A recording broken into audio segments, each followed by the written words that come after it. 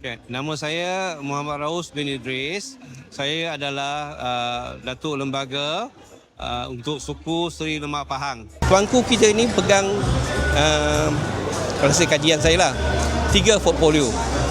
Portfolio pertama ialah dia sebagai ruler kepada luak tanah mengandung. Macam undang, macam Sungai Ujung dia ada ruler dia. Lembaga Romau ada ruler dia.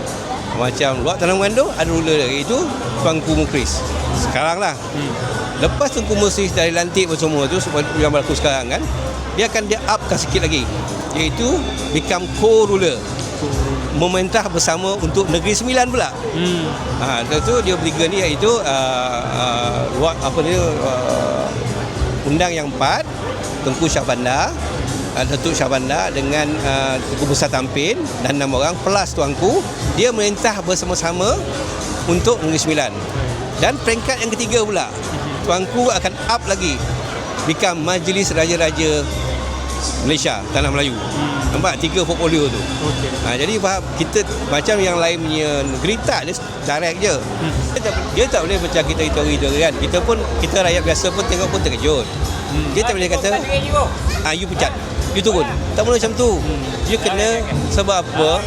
Artikel 10 dalam Undang-Undang Tubuh Kerajaan Negeri Sembilan. Dia ada pertama yang tuanku ni sakit ke, jadi dah pekak ke, dah tak berdaya ke, apa semua tu, itunya alasan tu ada tak? Dan alasan tu kalau ada, dia kena berbincang dengan saya punya pengulu, sebab itu is my ruler. Anda benda tu sebenarnya dia orang semua dah pening, sebab kan kita cakap dia ada 3 tadi. Majlis Raja,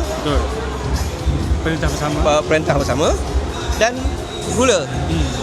Ruler you tak boleh sentuh, that's mine. Tetapi dia boleh sentuh dekat perintah bersama. Tetapi kena faham, perintah bersama itulah orang yang sama, bukan ada orang lain pun. Jadi benda tu kena, dengan Majlis Raja pun kena dapat concern, dengan penghulu luak tanah mengandung pun kena concern. Harapan saya ialah kalau boleh di kalangan mula kita pekat bawah lah, di kalangan mungkin sebagai penyandang pesaka adat. Tahu penyandang pesaka adat? Penyandang adat mula pada ni Ibu Sokor, lepas itu Buah Pak, Besar Bari, Lembaga, Penghulu dan Undang, lalas Raja. Tapi Raja ni dia tak jadilah, Raja dia tak ada suku tau.